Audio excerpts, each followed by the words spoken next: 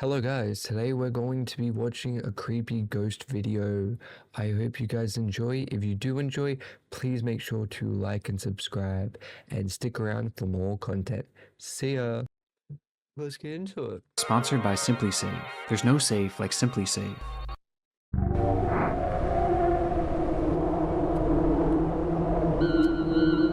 Ladies and gentlemen, we're now arriving at our Wasco station stop. On the morning of March 22nd, 2024, the Kern County Sheriff's Office was flooded with calls about an incident that had taken place near the Wasco Amtrak station in Wasco, California. The incident involved a pedestrian who was reportedly walking dangerously close to an active train track before being struck by an oncoming locomotive, a situation that authorities knew was likely unsurvivable. Police arrived at the scene shortly after 8 a.m. and were met with the bloody aftermath of the accident, as they found 48-year-old Horacio Ayala Penosa deceased on the tracks, with the force of the impact being so strong that his body was torn apart and scattered all throughout the area. At first, it was believed to have been a clear-cut suicide, but after interviewing some of the witnesses, police learned that the man had never stepped in front of the train, and rather, he had actually been sucked underneath as a result of walking too closely, painting a clearer picture that this was all a tragic accident. But as police were conducting these interviews, one strange detail kept coming up, as apparently, Horacio wasn't the only one on the tracks around the time of the incident, with there allegedly having been one other man standing nearby, a man who took off shortly after Horacio had been killed, and strangely, witnesses believe they saw the man It seems like it's glossing over that, but can you be suctioned in just from a train moving past? Can you be sucked in by a train's movement?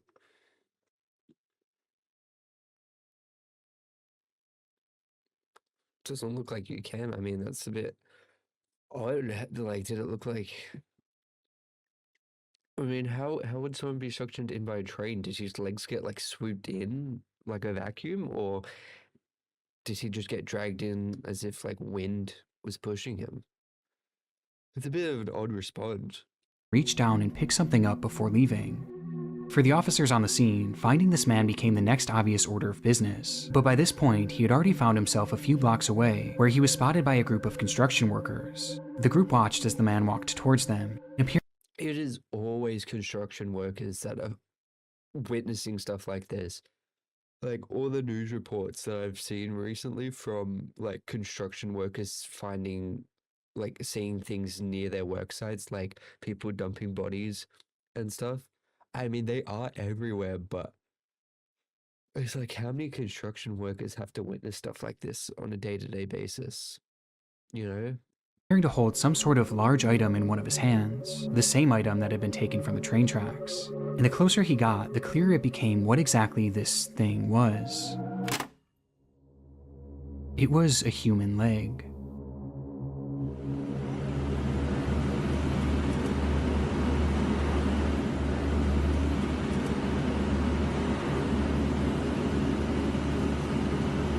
Is he holding like just casually For walking some around with a leg? inexplicable reason, when the train had dismembered Horatio, this man had run over and picked up his leg, and he was now waving that leg on the sidewalk of a nearby road, with the construction crew claiming that he had been banging it against the fence as he walked towards them, and at one point had even struck the leg against one of their machines.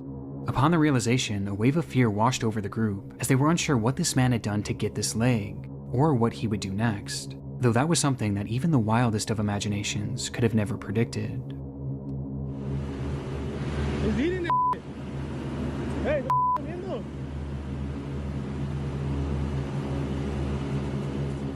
As the man looked down at the leg and began eating it, as the workers watched on in horror. Officers arrived on the scene immediately after this, and when they asked the man what he was doing with the leg, he explained that it belonged to him and that he was taking it to a nearby hospital to have it reattached. But it was obvious to everyone there that this man wasn't missing any of his legs, with the officers having to go as far as to prove it to him by making him roll up the sleeves of his pants and touch both of his legs. His explanation was completely nonsensical, and obviously didn't account for the fact that he was literally eating the leg just minutes before, leading to officers immediately placing him under arrest. His name was Rosendo Tejas, a 27-year-old man who had been experiencing homelessness and had been living on a street near the train tracks, with police determining that he did in fact have nothing to do with the actual death of Horatio. He just so happened to be near the tracks at the time, where he would first witness the accident, and then, for some unknown reason, take Horatio's leg and start eating it. It appears as though this was the result of a combination of both drugs and alcohol, as he was found carrying narcotics when he was taken into custody, and he had just been captured by security cameras purchasing alcohol at a nearby liquor store just hours before the incident. But what's so interesting about this footage is just how normal Rosendo seems. In fact, the people working there knew him quite well, as he stopped in almost daily, where he was described as being polite and ordinary, including on the day of that incident. In fact, it's said that at first the shop owners didn't believe that Rosendo could have possibly done this. But it seems that whatever substances he had taken that day had changed him. Rosendo Tejas was charged with 2 counts of removal of human remains, and 1 count of destroying or concealing evidence, as well as resisting a police officer, and was sentenced to 1 year in prison after pleading no contest, bringing this absurd case to an end. However, his unsettling behavior will forever live on in one of YouTube's darkest videos. Fun of Halloween should not include mischief. Very dark. I mean, most people obviously go to be near train places, and they're also gonna probably be on something.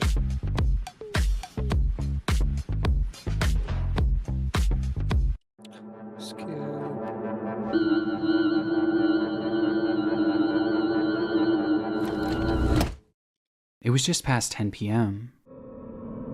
Safely tucked away in her second-story apartment, 20-year-old Hannah Vivaretti set up her phone to record a video of herself dancing.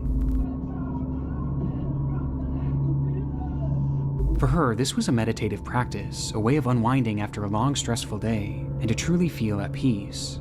But that day, fate had other plans. Do people just dance to, like, Imagine Dragons on camera to meditate? As Hannah was dancing, something off camera caused her to stop dead in her tracks and yell, "Who are you?" It was a man whom Hannah had never seen before, standing in the doorway of her balcony, which again was on the 2nd floor, meaning that man had climbed up, cracked open the door, and was now standing in her home staring at her, quietly muttering nonsensically with a big grin on his face. Who are you? Who are you? Please get off. Hannah stopped the music and again asked, "Who are you?" To which the man responded by saying, Right there, I'd Please get out. charge it, man. No, please get out. Yes.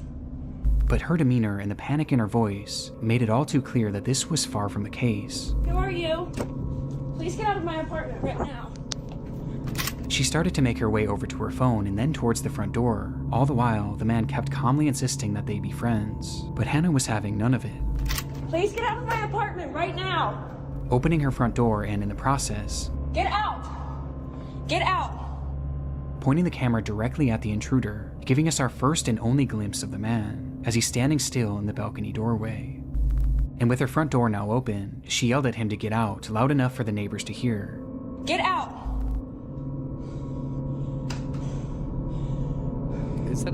Which finally caused the man to retreat. As it turns out, Hannah did actually know who this man was, at least vaguely, as he lived in the same apartment complex, but he never actually spoke to her. He would always just stare and smile, making it apparent that he had some sort of sick interest in her. As for why he entered her home that night, it's fairly obvious that his intentions were incredibly sinister, with Hannah recalling that during the entire experience, his hands never left his hoodie pocket, making her wonder if he was holding onto some sort of weapon that he may have been planning to use on her. But thankfully, because of her swift reaction, we'll never truly know what he had planned that night. Days after the incident, police would arrest 36-year-old Angel Moses Rodriguez Gomez and charge him with stalking, second-degree assault, third and fourth-degree burglary, and malicious destruction of property. But surprisingly, shortly after his arrest, because he didn't physically do anything, did he? Or is that a separate charge? Or is it like non-physical assault? Did he? Different second-degree murders? No, that's murder.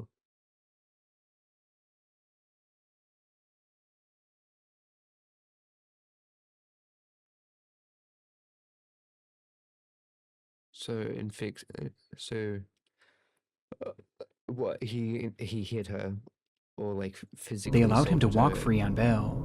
And given that he lived in the same apartment complex as Hannah and clearly knew where she lived, this decision was incredibly controversial, with Hannah herself stating in an interview that, "I just don't think it's fair that he's walking freely right now, and I have to watch my back at every angle." Thankfully, the court's decision would not lead to any further escalations in the case, and today Angel no longer lives in the country, but the footage is incredibly chilling nonetheless, and it sent me down a rabbit hole of home invasion videos late the other night. And here on YouTube, I came across countless unsettling examples.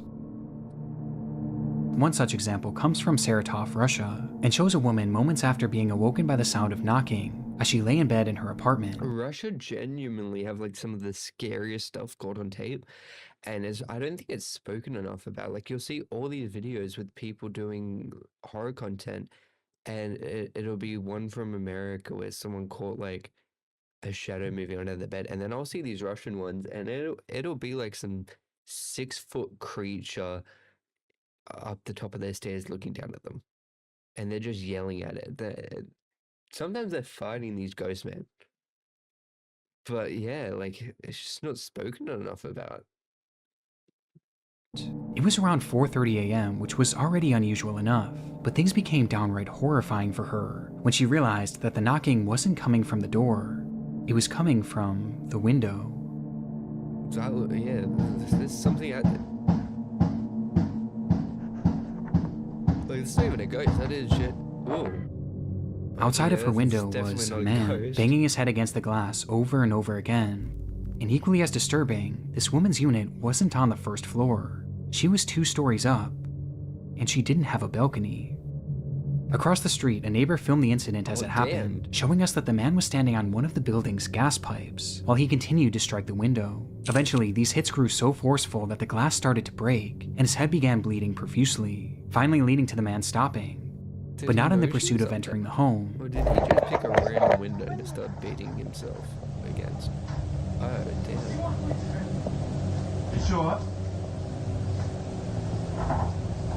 У него пена изо рта уже.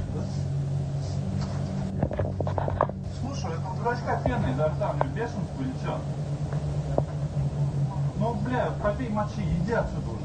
As he instead climbed to a different window where he attempted to peel it open with his fingers. But by this point, police had already arrived on the scene, and eventually the man would be forced down and placed under arrest. When looking for an explanation as to why this man was doing this, it appears that he was under the influence of bath salts during the ordeal. But aside from this, I couldn't find any other information about the man's identity, or whatever became of him. But I was able to find that this clip doesn't tell the entire story, as the woman behind the camera actually spoke to a local reporter and provided additional context to the ordeal, which only made the story more terrifying. At first, he knocked with his hands. Then he began to peck at me at the window with his head for an hour and a half without stopping. After that, he started shouting my name to the whole yard. He was foaming at the mouth. His whole face was covered in blood, and he shouted that he wanted to talk to me, and he needed me. But the most terrifying part of the statement being that she had no idea who this man was, or how he could have even known her name. The idea of both of these intruder videos featuring people whom the victims had never even spoken to makes them especially unsettling, as it shows that you really never know who's watching and who might be obsessing over you. But incidents like this can be equally as chilling when the intruder is someone that you do know. Mohammed Amana was a 26-year-old man living in Orafur, Sweden, and had been dating a woman named Maria. But after several run-ins with the law, Mohammed's lifestyle just became too much for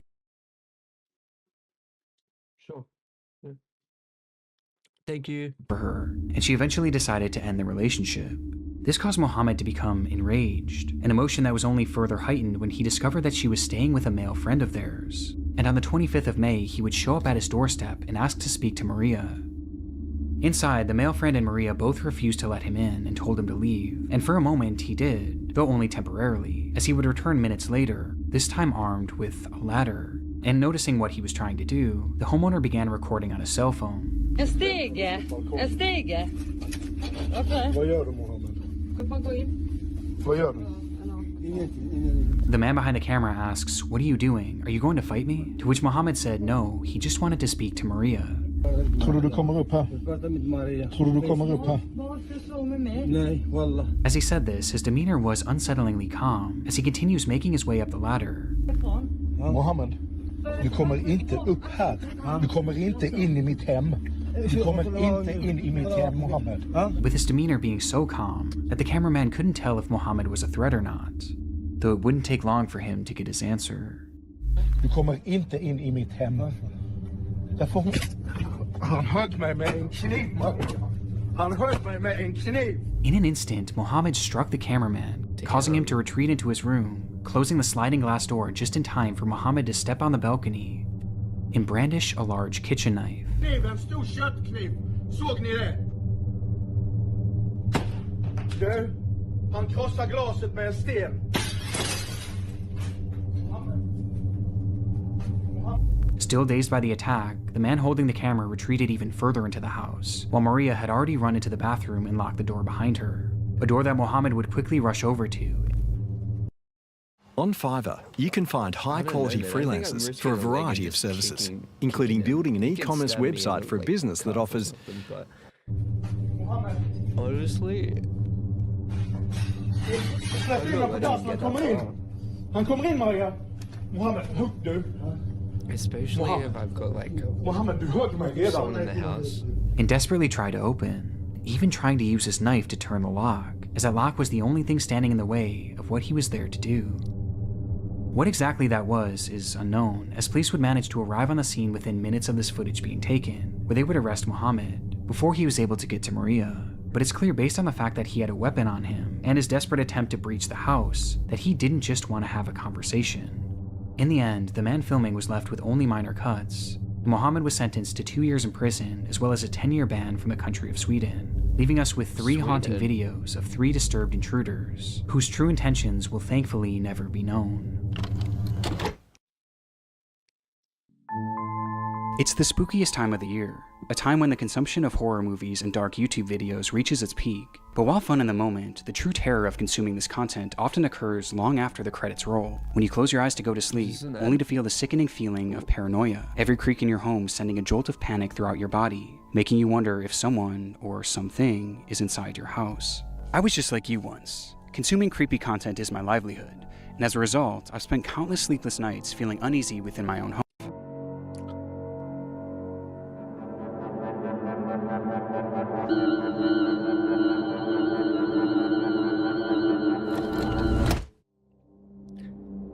Alright, hey folks, this is Noah, getting my blog live. Trucks and trucks and lots of trucks.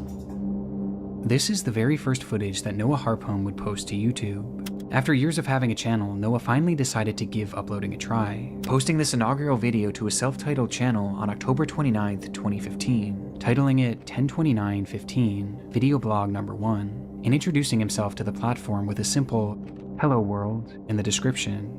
No, but I did want to dissect just the beginning of a sermon given by a... Honestly, with all these like unnamed videos on YouTube or like ones with just dates, like 9 times out of 10 they're gonna be something creepy.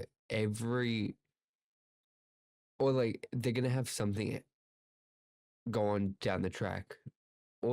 Every time I see some like these horror compilations, half the vlogs or creepy videos don't have a name, or they have some weird name that's like a date or like a video file.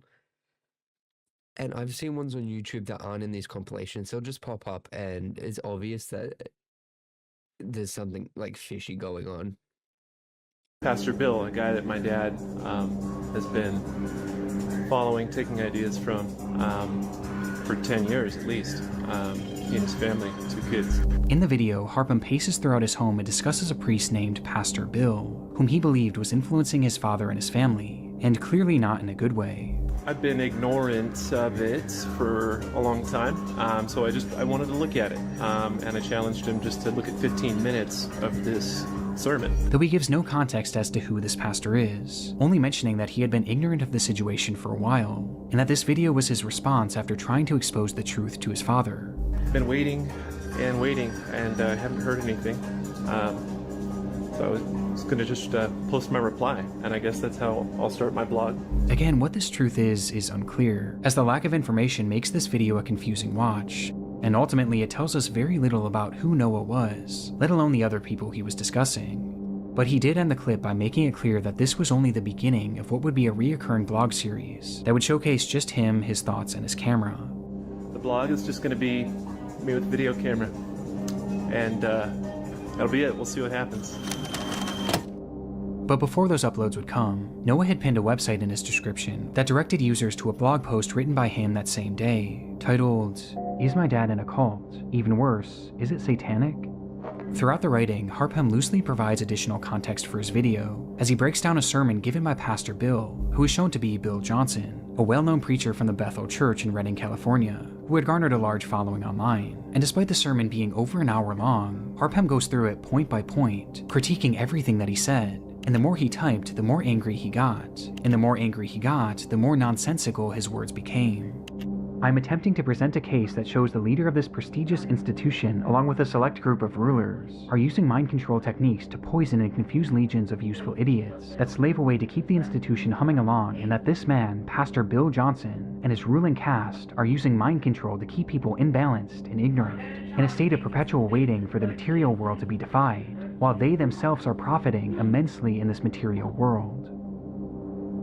The blog gives us a peek behind the curtain of the man shown in this video, a man who seems to be clearly mentally unwell, paranoid, and very angry, with the post making it clear that the purpose of Noah's content was to bring this pastor down. You know, with the churches, there is such a cultural divide in the evil that they produce, because it's sad, but like with many Latin and like Western churches, there is very transparent issues in the conduct of their hierarchies, the people within the churches.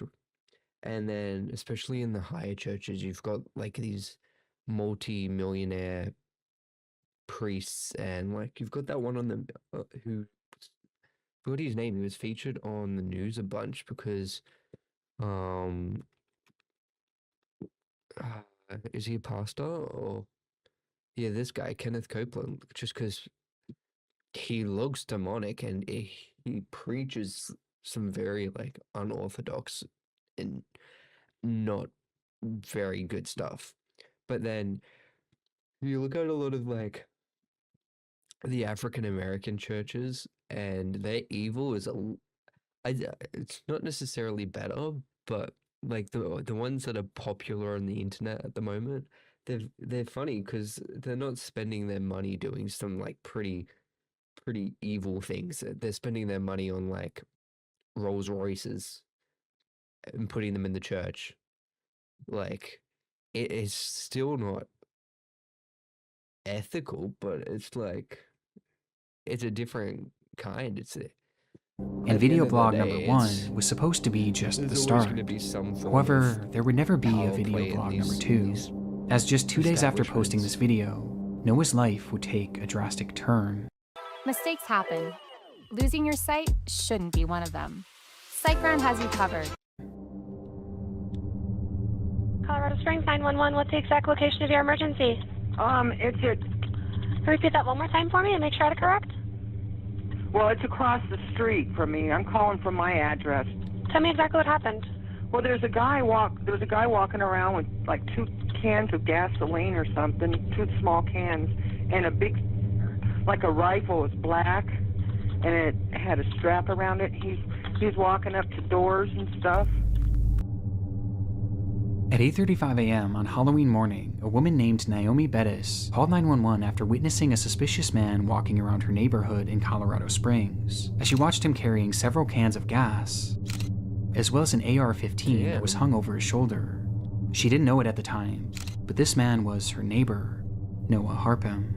And then I seen that he walked into the building, and the glass window at that business is broke.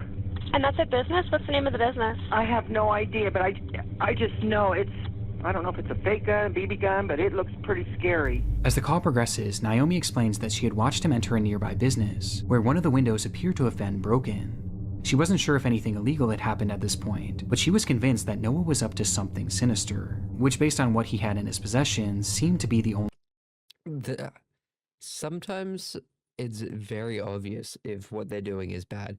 If he walked in with like a small weapon, maybe, you know, there might be some confusion. He's walking in with 2 gas tanks and an assault rifle. Like, and from the image, it was a pretty heavy kitted assault rifle. There is zero, like absolute zero reason it would be anything other than malicious. Logical conclusion. However, this concern wasn't felt by everyone. Okay. And you said it looked like a long gun, correct? Like a rifle? Yes. Uh-huh. Well, it is an open carry state, so he can have a weapon with him or walking around with it. But of course, having those gas cans, it does seem pretty suspicious, so we're going to keep the call going for that. Okay, and the window's broken to that business downstairs, so. Right. And you said he's now upstairs, correct? Yes. Mm-hmm. And are you or anyone else in immediate danger? No. Okay. As the operator seemingly brushed aside the incident, stating that she was only keeping the call going because the gas cans could be suspicious. However, even with that, the report still wasn't taken seriously, as the dispatcher hung up on her shortly after, before dispatching one single officer to the scene, an officer that never even made it there, as just moments later he was called off and sent to what was deemed to be a more pressing scene at the local senior center. Naomi's concerns were completely ignored, but despite this, she continued to watch out her window, waiting to see what Noah would do next. 4 minutes after her call with police ended, and 10 minutes after first reporting Noah's behavior, Naomi would dial 911 once again. Only this time, her demeanor was far different. Yeah, he's killed everyone, man. You know I just called a few minutes ago and the guy came back out. He fired a gun at somebody and he's laying on the street dead. Oh my God. You sent an ambulance too. Naomi's worst fears had come true, as she frantically told dispatch that the man carrying the gun had just shot and killed someone outside of her home. Oh my God. Okay, calm down, okay? Stay with me. I'm just putting that into the call. Is anyone in immediate danger?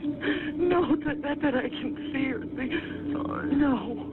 In response, the operator bizarrely asks if anyone else is in danger, but Naomi, likely in a state of shock, answers no, before immediately realizing that Noah was heading in the direction of Platt Avenue, which was known to be a busier neighborhood. Maybe on Platt Avenue there might be people in danger. Naomi, I need the suspect's description. Do you know his name? No, I don't. Okay, is he white, black, Hispanic, Asian? He's white, and he's got long curly hair coming out of his cap. She desperately tried to relay that more people were likely in harm's way, only to be immediately proven right just seconds later. I think, yeah, there's people outside that might be in danger up on Platt. Okay. Oh, I just heard another gun fire. Oh my God. When she hears more gunshots, prompting the operator to once again ask, yeah, they need to call an ambulance or something right away. Okay. Is anyone in immediate danger? Only people up on Platt, maybe. All right, I am sending the paramedics to help you now. Stay on the line and I'll tell you exactly what to do next, okay? Okay.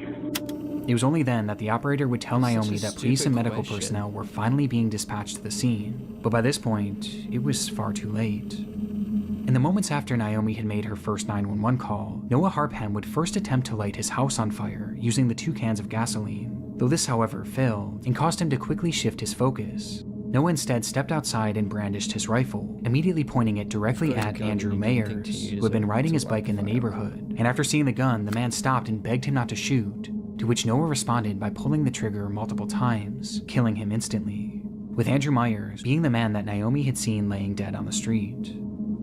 From there, Noah began walking up the street where he would eventually see 2 women sitting on the porch of a sobriety center, where local women went to get help with their drug and alcohol addictions, and upon noticing them, he immediately started shooting, striking and killing both Christina Galella and Jennifer Vasquez.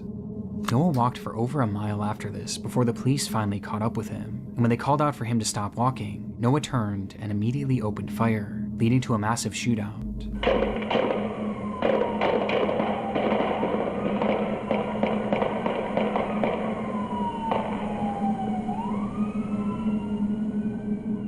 When the smoke cleared, the only one struck had been Noah, who was lying dead on the pavement, marking the end of his killing spree. The investigation that followed revealed that Noah had never even met any of the 3 people he killed that day. They were all total strangers, leaving the question, why had he done it? Well, even today, there's still no clear motive, with this appearing to be a completely random and senseless act. But looking at his final and only posts online, Noah was clearly very angry and seemed to be mentally unwell, which was corroborated by testimony from his parents, as they later claimed that he had anger issues and suffered from drug addiction and bipolar disorder. But what's so unusual about this to me was that this video was published just 2 days before the killings, and it was clearly not meant to be a one-off post. It was something that he seemed genuinely excited to continue, yet not even 48 hours later, he resorted to this. What happened in that time frame may never be known, but the effects of it will last forever.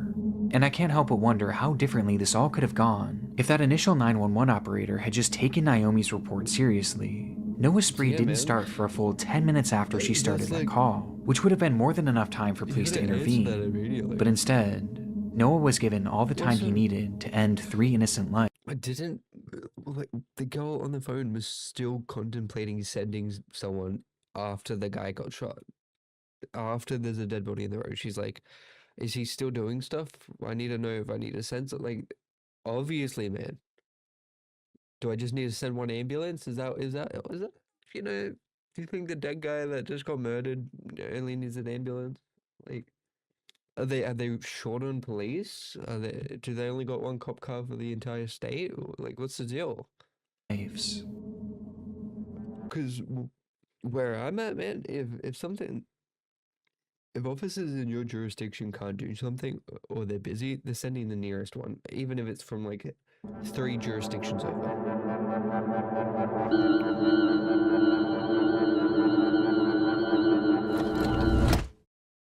It wasn't an attraction for the faint of heart. Standing over 1,300 feet above the ground, the Deogar ropeway was built to take tourists up and down the Trikut mountain in Jharkhand, India. It was the tallest cableway in the entire country, offering an unparalleled view of Deogar and the picturesque landscape around it. Because of this, videos have long since been posted on YouTube showing just how dramatic of a ride this truly is, with one such video being recorded on April 10th, 2022.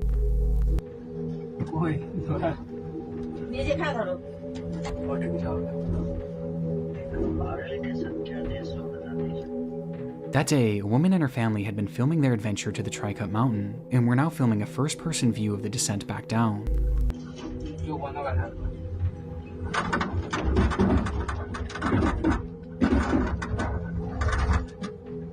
It wasn't the kind of place for anyone with a fear of heights, and the loud sounds of the car passing the support towers only added to the anxiety of the trip. But the group filming this all remained relatively calm, quietly conversing to themselves, seemingly unfazed by the spectacular height.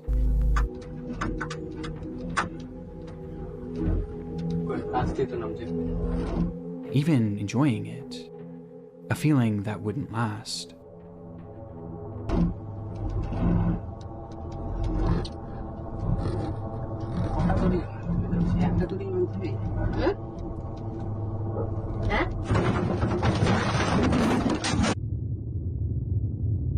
Without any warning, the car was met with a massive force, sending the occupants and the camera to the floor, causing the footage to go dark. In that moment, one of the ropeway's axles had dislodged, causing a failure on the pulley system, which resulted in 2 carts crashing into each other, and the rest coming to a sudden and violent halt. The impact was brutal, but somewhat surprisingly, the footage continued.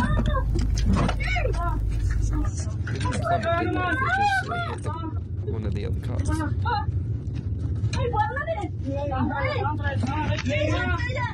Showing just enough to reveal that the ropeway and the cabin these people were in were both still intact, before the recording came to an end. This group had survived the impact, but the nightmare was far from over. News of the collision quickly spread throughout the region, leading to the scene being flooded with rescuers and news crews alike, with everyone trying to figure out what exactly was happening, and the initial prognosis was grim. In the impact, 1 man in a separate car had been killed. Where is Deogar? Deogar. India? They don't need military on these events, do they?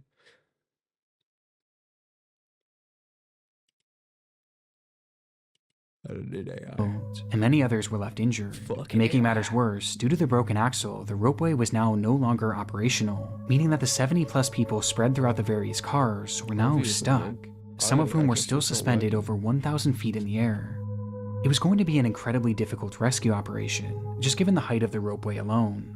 And ultimately, it was determined that the Indian Air Force would utilize their special top-of-the-line helicopters to fly over the cars and lower down ropes with harnesses attached to them for survivors, who then would strap themselves in and be hoisted up to the helicopter above using an electronic winch. It took hours for them to even make their first attempt, before finally trying their approach on a middle-aged man, who slid on his rescue strap and was then slowly pulled up towards safety.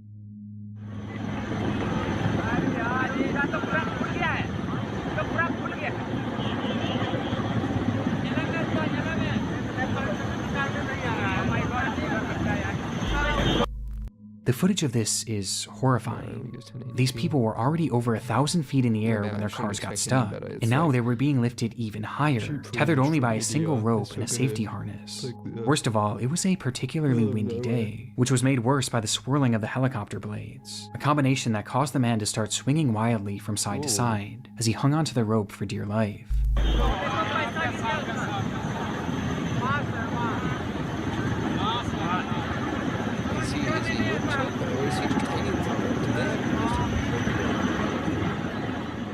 It was a grueling journey up, but finally the man reached the aircraft, and with safety just a few feet away, he instinctively reached his arms above his head in an attempt to grab onto the helicopter, a decision that would have disastrous effects.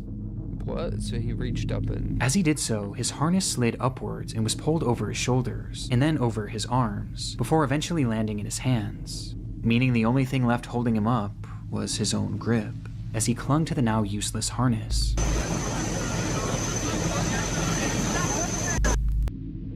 For a full minute, he dangled there, just inches away from rescue. Meanwhile, the rescue crew searched the craft for something they could use to safely hoist him in. But before they got the chance...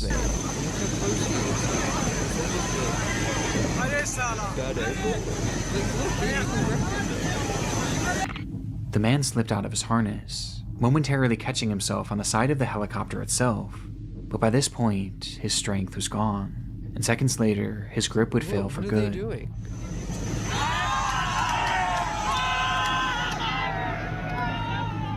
Causing him to plummet approximately 2,000 feet to the ground below, killing him instantly.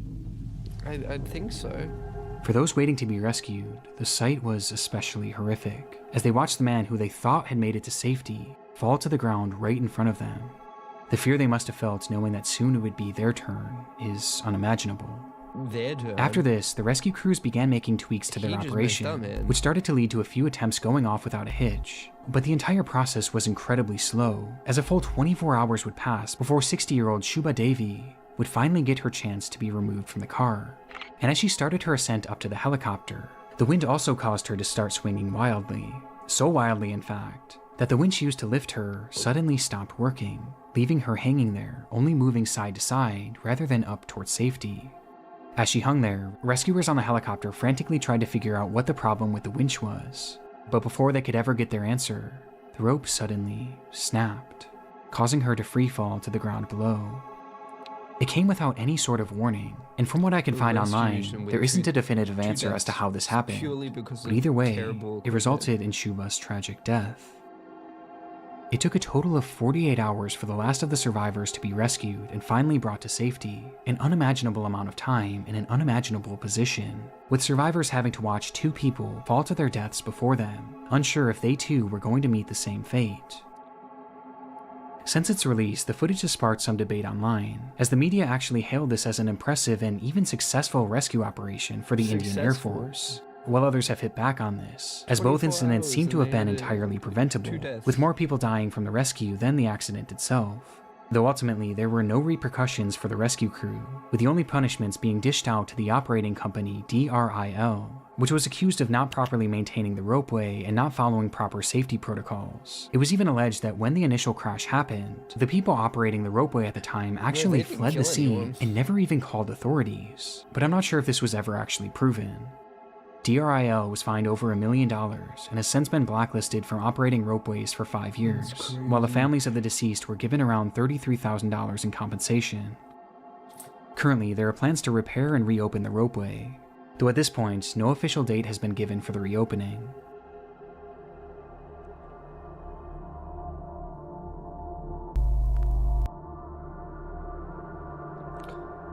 Ooh, that was a good video.